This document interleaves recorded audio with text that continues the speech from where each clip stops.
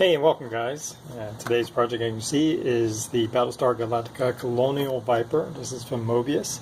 It's a 1/32 scale, and what we're going to be doing is we're going to be lighting this kit. So I've also went ahead and purchased this photo etch set from Graphics, and it comes with a items to help light your cockpit screens, different things of that nature, some engine baffles to help bring out some detail on your engines. It also includes this card. These go in behind the photo etch set, and they're little display screens, so when you light them, backlight them, they make the screens look more real. And you also have some baffles, I believe, for the engines to help diffuse the light. I'm pretty sure. I've seen several people build this model.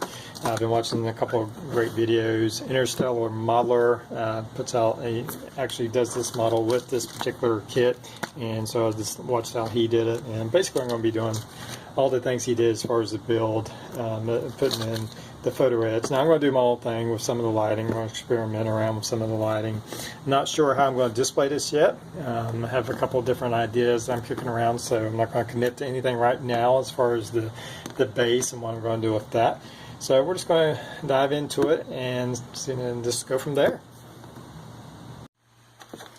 Okay, so first thing we're going to have to address, of course, for lighting the kit, is the cockpit. Now the photo etch set directions says that you need to file down the raised detail. There's some raised detail on the sides of the inside of the cockpit here, and we're going to have to take what I have some grinding bits for my rotary tool, and I have a couple of different ones because I'm just kind of seeing what's going to fit in there. And there's some ones close to the edge. They're going to be a little difficult to get to. I think this bigger one will probably get these sides pretty well, and then I have this one, more of a needle nose type one, to kind of get down this lower area.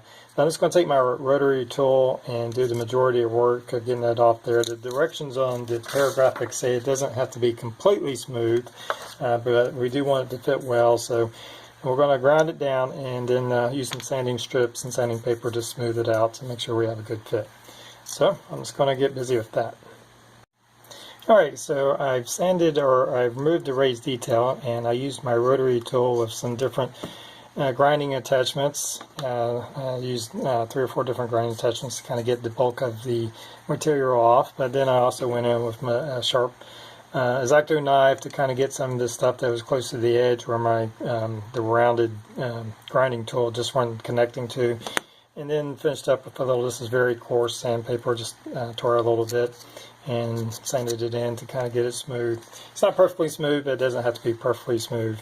Since then, you can see where I've taken the front part of the photo etch off, and I found that when you're cutting these, you need to put it against something hard. I was trying to press it on my mat, and it was just pressing down, so I just went to the wood part of my workbench and did that with a this X-Acto knife here, and just kind of pressed down. But then I also went in with a sanding stick and sanded the edges down. You'll have some very sharp little points, and I probably can sand that down just a little bit further. But what I need to do now is kind of test fit these in and see where I need to cut out the material so we can have our lighting. So I'm going to come in. This is just sitting in here right now. It's not glued.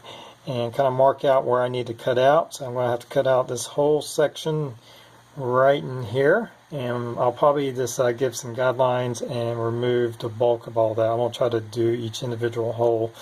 All I need is a lip around the edge of this and looks like the tricky part's going to be right here where it's really close to this side. But all I really need is a lip to kind of hang it into place. And so we'll get busy with that. We're going to mark it out, and we'll have to do the sides too, and we'll get busy with that. Alright, you can see where I've marked it out, so I have kind of a reference of what I need to cut. I know that I need to go outside of these lines because I was etching inside, so I know I need to cut a little bit outside this line. So I think I'm going to do a series of pilot holes around the areas that I need to remove, and then just trim it out with my X-Acto knife. Alright, so you can see where I've taken my little pen vise and I've gone around and drilled out the framework of where I need to go. And now I'm just going to go carefully with my X-Acto knife and start trimming out between the pieces where I've made the holes. Let's see if I can get that in focus for you. But Now basically I'm just going to kind of work between the two holes very carefully. Just coming back and forth. But I'm going to go around like that and cut out this whole inside. Then once we get done with that, I'm going to take some of my sanding strips and smoothen that all out. So I'm going to work on that and try not to cut my fingers, and we'll be right back. Okay, so I've gotten that section out, just going with my X-Acto knife and cutting between the holes. And obviously I still have a lot of cleanup, and then I'm going to have to test fit the part, which I already did, to just take a look how close I am. Obviously I'm going to have to clean away a little bit from here, but the hard part's done, is getting that center out, and now I can go in and scrape it out with my X-Acto knife, and also sanding it, or take files or sanding strips and just clean it out until the size I need. So we've got our hole in, we just have to clean it up now. Alright, so I've taken this small file here and just been working cleaning up the edges and taking my little part and put it in and seeing where I need to remove some areas inside of here, but just scraping it and cleaning it. So I think I got it to size. So take our part and do another test fit, and it's looking pretty good. I don't see any plastic in there, and looks like it's sitting pretty well. Now this is metal, so we'll have to kind of bend it a little bit to make sure it fits in the shape, but I think that's looking good. So I think we're good with that section. Now we have to move on, and I'm just going to do the sides. You see the process. I'm going to repeat that process. Same thing I did here. I'm going to have to take and remove these off. We have these side panels. Some of these things I'm not sure of yet, but I know these sides go into the cockpit, and we'll have to mark those holes. Looks like we'll have some small holes on the edge, so it may be a little tricky. I'll just have to see. But I'm just going to repeat the same process I just did with putting this front panel in, and we'll come back once I get those all done. Okay, so now you can see that on the right side of the cockpit area, we've cut away the sections for our photo etch, and this is the photo etch part. Now this comes flat, and the instructions say that you place it in there and just gently press it in position, and that's exactly what I did. Is I simply kind of lined it up to the sides, and then with my fingers just pressed it in. It has several bends in it. There's one down the center, and then there's a part that angles here, and then that part angles there. So by just kind of gently pressing, it did fit up against there. And by trimming away, by using drilling in some pilot holes, and then just kind of whittling away with my X-Acto knife, and also using a little bit of my rotary tool for the bigger sections, I've opened up the back. Now the instructions say you have to make the holes bigger than the actual hole in the photo etch, because we'll be putting in the little slides that will be our instrument panels, and they're supposed to attach directly to the photo etch. So I'm trying to get plenty of room right now. We're really making a skeleton out of the cockpit. We got some very thin pieces up here, and we just want to be careful with that. Okay, so we finished up opening the holes for our lighting for our photo etch set, and you can see that I've now placed it in there and used super glue just to glue it in place. I had to be real careful. This one side I put in and it wasn't quite straight, and I had to kind of pull it off, and it almost set too hard, and I actually did bend it a little bit. Fortunately I was able to bend it back in shape, so just be real careful when you placing those in there, especially with the super glue. Maybe there's a better glue to try to use it. I mean, once it's in there, it looks pretty nice. The next part of it will be, this photo etch set includes smaller details that actually go inside here in different places to give it even added detail. So I'll have to be cutting those parts, and you have to attach it, and I'll use super glue to attach to the different panels to bring out more detail. So let's just take a quick look at all the cutting. Basically I just made some bigger holes, sorry about that, made some bigger holes, and just try to leave in a little bit of a framework to kind of hold it all together and give the photo etch something to glue on. And so now I'm just going to move into doing the finer details on the cockpit. Alright, I've attached all of the photo etch parts along the various areas of the cockpit, and then of course with the smaller pieces also attached that.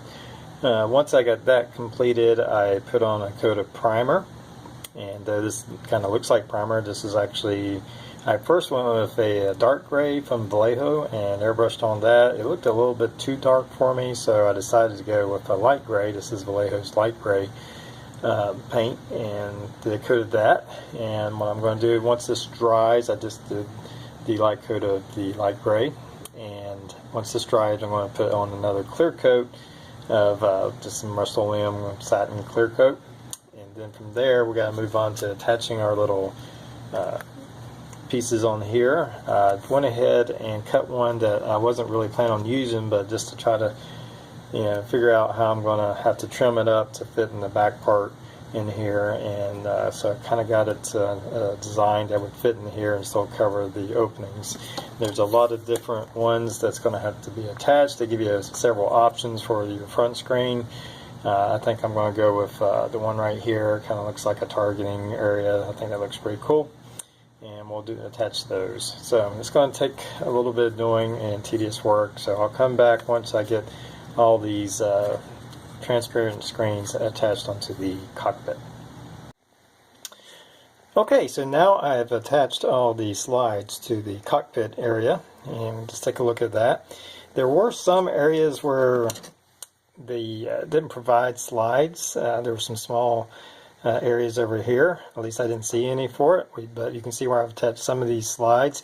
What I did on the areas where there were not slides is I took some of this clear plastic sprue from a Bandai kit and cut off some old pieces and attached it right to a couple places where some gaps, so now it'll be red, kind of a red light shining through. But just look at the cockpit here. So even when it's not lit, it's a vast improvement over what came with the model.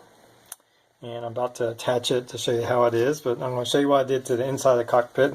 That's got to do the other side, but you can see I've attached some aluminum foil where one of the LEDs is going to be rest against, and it's going to do two things. It's going to block the light from seeping through, and it's also going to reflect back in, so it'll help instead of trying to use multiple bulbs, because it kind of has a bend in here.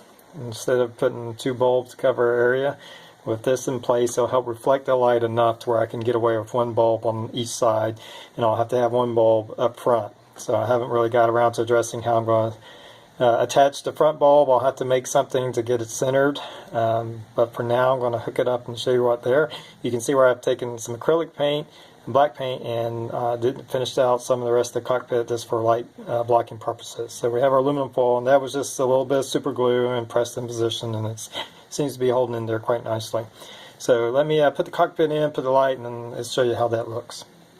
Alright, well, here's the one side of the cockpit in position, and you can see how it's lighting the side, and that's just with the one bulb. So I think that turned out pretty well.